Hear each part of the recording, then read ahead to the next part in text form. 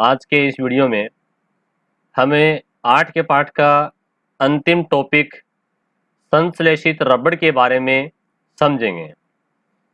जैसा कि आप जानते हैं, हमें 8 के पाठ का जो 5वां पॉइंट है, दैनिक जीवन में उपयोगी महत्वपूर्ण कार्बनिक यौगिकों में तीसरा पॉइंट पढ़ रहे हैं बहुलक। और बहुलक का मतलब होता है कि छोटे छोटे अणु मिलकर के एक बड़ा अणु बनाते हैं, तो उसे अपन बहुलक कहते हैं, सरल भाषा में इसकी परिभाषा। और बहुलक दो प्रकार का होता है, प्राकृतिक बहुलक यानी कि प्रकृति में जो स्वतः बनते हैं, अपने आप बनते हैं। दूसरा है संश्लेषित बहुलक जो मनुष्य द्वारा निर्मित है या कृत्रिम बहुलक कहलाते हैं। तो रबर के बारे में हमने प्राकृतिक बहुलक वाले वीडियो के अंदर भी पढ़ा था, जो प्राकृतिक रबड़ है। और इस वीडियो में हम पढ़ने जा रहे हैं, वो पढ़ रहे हैं संश्लेषित रबड़। ठीक है, तो प्राकृतिक रबड़ में हमने ये जानकारी ली थी कि आइसोप्रीन नामक एक मोनोमर होता है। मोनोमर यानी कि एकलक, एक अणु होता है, और इसके बहुत सारे अणु मिलकर के प्राकृतिक रबड़ का निर्माण करते हैं। परंतु यहां हम प्रयोगशाला के अंदर प्राकृतिक जो रबड़ है, ये तो पौधे से प्राप्त होता है। पौधे का जो लेटेक्स है, दूध जैसा पदार्थ है, जिसे रबर शीट या लेटेक्स कहते हैं।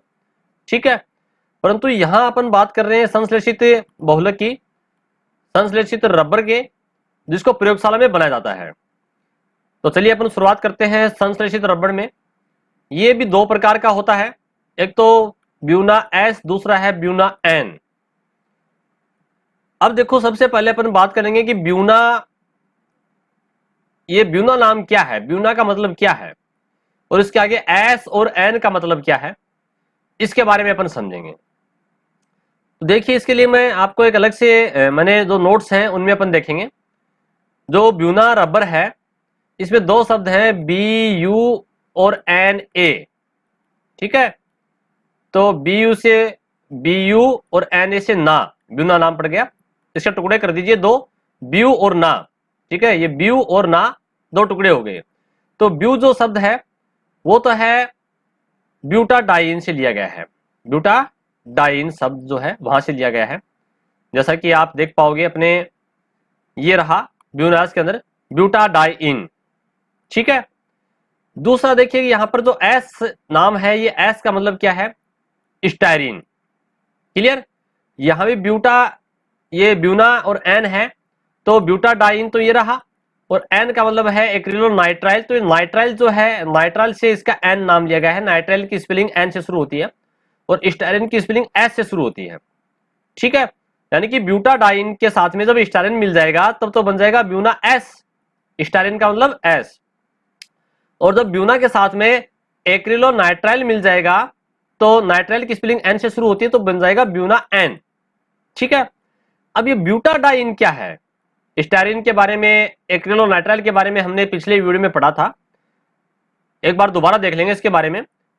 अपन स्टेप टू स्टेप चलते हैं कि ब्यूना, पहले अपन ब्यूना जो दो शब्दों से बना है, B U plus N A, ब्यूना के बारे में समझेंगे, और ये एस स्टायरीन क्या है, इसकी संरचना के बारे में समझेंगे। ठीक है, तो चलिए अपन शुरुआत करते हैं अपने नोट्स में। देखो, ब्यूना जो शब्द है, ब्यूटाडाइन, ये ब्यूटाडाइन वास्तव में इसका पूरा जो नाम है ये है 2,3 डाइमेथिल 1,3 ब्यूटाडाइन। ठीक है, यानी कि अपनी पुस्तक में तो सिर्फ क्या दिया गया है, ब्यूटाडाइन दिया गया है। ठीक है, देखो इसके नीचे लिखा हुआ भी है, इसके लिए 2,3 डाइमेथिल 1,3 ब्यूटाडाइन, ये इसकी बात कर रहा है, 2,3 डाइमेथिल 1,3 ब्यूटाडाइन। इसके बारे में अपन समझेंगे। तो इसकी संरचना कैसी होती है, आप सभी जानते हैं कि ब्यूट, ब्यूट जो शब्द है उसका मतलब कार्बन की संख्या 4। देखिए मैं बना रहा हूं यहां पर 1 कार्बन, 2 कार्बन, 3 कार्बन और 4 कार्बन। ठीक है, और यहां लिखा है 2, 3, यानी कि कार्बन नंबर 2 और 3। ठीक है, दो जगह डाई का मतलब दो जगह क्या जुड़ा है, मेथिल जुड़ा है। तो कार्बन नंबर 2 पे मान लीजिए मैं यहां मेथिल जोड़ दूं, मेथिल यानी कि CH3 मैंने जोड़ दिया। ठीक है, और कार्बन नंबर 3 के ऊपर मैंने यहां CH3 मेथिल समूह जोड़ दिया। ठीक है, अब देखो यहां पर लिखा है 1,3 ब्यूटाडाइन, इन सब जुड़ा है। इन का मतलब होता है डबल बॉन्ड, एन का मतलब सिंगल बॉन्ड, इन का मतलब डबल बॉन्ड, और आइन का मतलब ट्रिपल बॉन्ड। कहां है डबल बॉन्ड, एक नंबर पे 3 नंबर पे, ये एक नंबर पे मैंने डबल बॉन्ड लगा दिया, ठीक है, कार्बन नंबर 1, ये 2, ये कार्बन नंबर 3, कार्बन नंबर 3 पे मैंने डबल बॉन्ड लगा दिया, यहां एक सिंगल बॉन्ड हो जाएगा, ठीक है, ये कार्बन नंबर 4 हो गया। अब देखिए इसका नाम जो है वो क्या है, 2 3, कार्बन नंबर 2 पे 3 पे क्या है, मेथिल समूह, ये रही मेथिल समूह, ठीक है। डाई यानी कि 2 जगह है, 2 बार है, मेथिल यानी कि CH3 है, 2 3 di methyl, clear. 1 3 butadiene, di का मतलब 2 बार है, इन यानी कि डबल बॉन्ड है, कहां है, 1 नंबर पे 3 नंबर पे, तो 1 नंबर पे 3 नंबर पे अपना ये डबल बॉन्ड रहा। इस प्रकार से इसकी संयोजकता पूरी हो जाती है, ठीक है। यहां अपने मान लीजिए इसके लिए अपने यहां पर ये CH2 इधर जोड़ दिया और इधर भी CH2 कर दिया। अब इसकी संयोजकता पूरी होगी, इस कार्बन की संयोजकता 4 है, 2 हाइड्रोजन है, 2 डबल बॉन्ड है, इस कार्बन की संयोजकता पूरी है, 2 ये रहे, एक 3 और एक नीचे मेथिल समूह है, 4 हो गए। इसी प्रकार से इसकी भी संयोजकता 4 है, 2 एक 3 एक नीचे 4 है, और इस कार्बन की संयोजकता भी 4 है।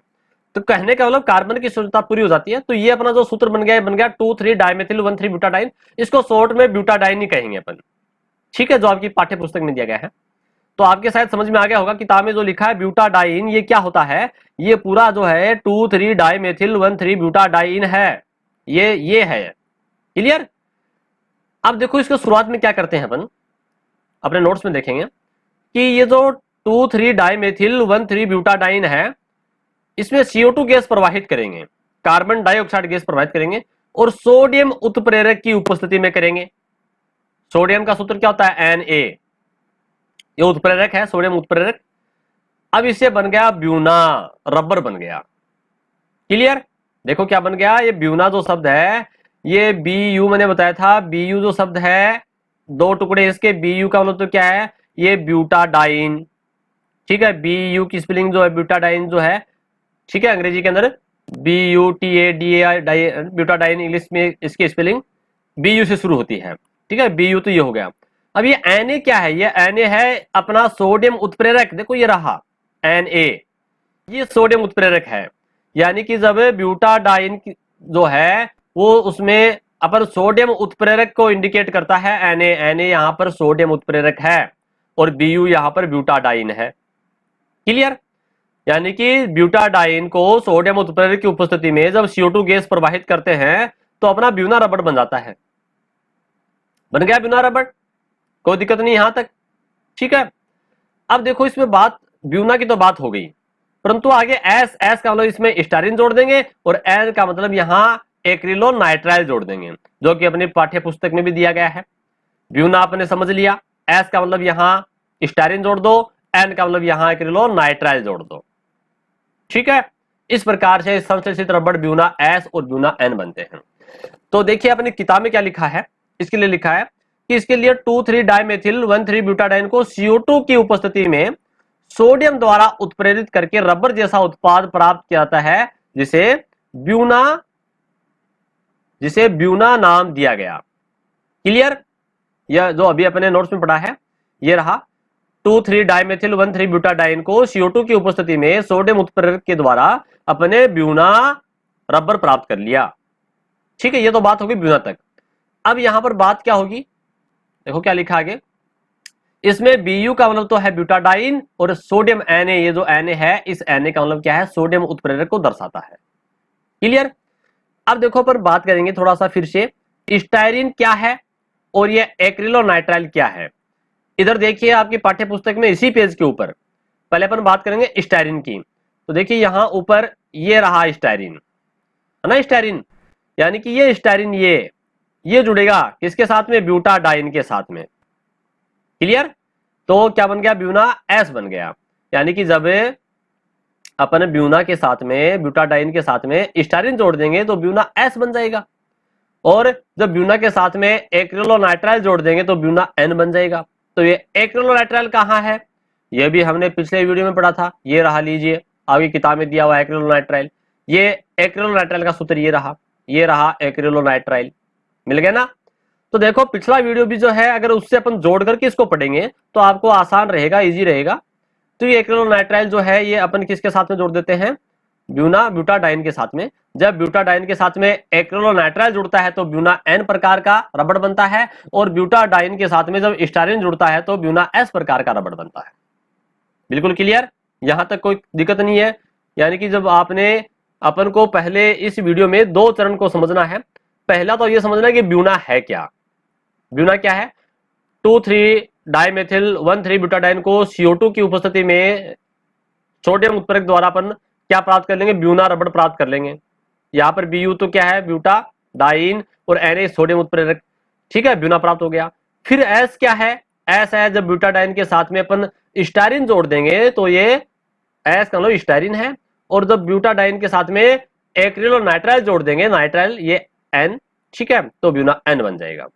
इस प्रकार से हम संश्लेषित रबड़ ब्यूना एस और ब्यूना एन प्राप्त करते हैं। और यहां से ये छोटा क्वेश्चन भी बन सकता है कि ब्यूना के अंदर Bu और Na का मतलब क्या है, ठीक है, तो हमें थोड़ा याद होना चाहिए। Bu का मतलब ब्यूटाडाइन और Na का मतलब सोडियम उत्प्रेरक है। अब रही बात इसके उपयोग की, ठीक है, ये जो रबड़ है, संश्लेषित रबड़ है, इसका उपयोग क्या होता है, तेल की टंकियां बनाने में, टायर ट्यूब, जो अपने टायर ट्यूब है मोटरसाइकिल के पहिए जो हैं, या फिर मोटर गाड़ियां जो भी है अपनी साइकिल का टायर ट्यूब है, वो सारे, चिकित्सा के उपकरण, चिकित्सा के जो प्लास्टिक के उपकरण है रबड़ वाले, जैसे ग्लव्स वगैरह हैं, ठीक है, डॉक्टर जो पहनते हैं, ये सारी चीजें, और पेट्रोल के नल हैं, जूतों के तले, अपने जो जूते पहनते हैं उनके जो तले हैं, नीचे वाले भाग हैं, उन सब के अंदर ये जो है ब्यूना रबड़ काम में लिया जाता है, संश्लेषित रबड़ काम में लिया जाता है। तो इस प्रकार से हमने इस पार्ट के अंदर जो लास्ट पॉइंट था, बहुलक, बहुलक के अंदर भी दो प्रकार के थे, संश्लेषित बहुलक और प्राकृतिक बहुलक। तो उसमें हमने जो प्राकृतिक बहुलक है उसके बारे में पहले से वीडियो एक डाल रखा है, और आज जो संश्लेषित बहुलक है उसका अंतिम पॉइंट था अपना संश्लेषित बहुलकों के अंदर। जैसा कि आप देख पा रहे हैं, संश्लेषित बहुलक में हमने रेशे पढ़े, प्लास्टिक पढ़ा, और आज हमने संश्लेषित रबड़ पढ़ा। तो इस प्रकार से ये जो पार्ट है पूरा चैप्टर अपना, जो कि कार्बन का पार्ट था, ठीक है, हाइड्रोकार्बन के बारे में, और बहुत से इसके अंदर कार्बन के अप्रूफ हैं उनके बारे में, हीरा ग्रेफाइट फुलरिन के बारे में, कार्बनिक यौगिकों के नामकरण के बारे में, बहुत से इस चैप्टर के अंदर अपने पॉइंट हैं, अलग अलग वीडियो के अंदर समझा है। और नेक्स्ट वीडियो के अंदर अपन जो इस पार्ट के जो महत्वपूर्ण बिंदु हैं, जो इंपॉर्टेंट पॉइंट हैं, क्योंकि अपन जानते हैं ये पार्ट जो है 4 नंबर का पार्ट है, और इसमें 1% तो 1 नंबर का आएगा और 1% 3 नंबर का आएगा।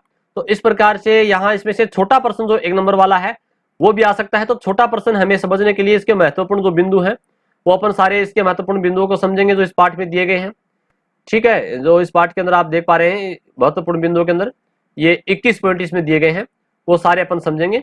और उसके बाद में इसके जो इंपॉर्टेंट जो प्रश्न है सारे प्रश्न उत्तर अपन समझेंगे। कमेंट्स के अंदर कई स्टूडेंट के कमेंट आते हैं, सर हमें इस पार्ट के प्रश्न उत्तर करवाइएगा। देखिए मैं पहले पार्ट से लेकर के चल रहा हूं, और जितने भी पार्ट है मैंने सारे प्रश्न उत्तर उनके करवाए हैं।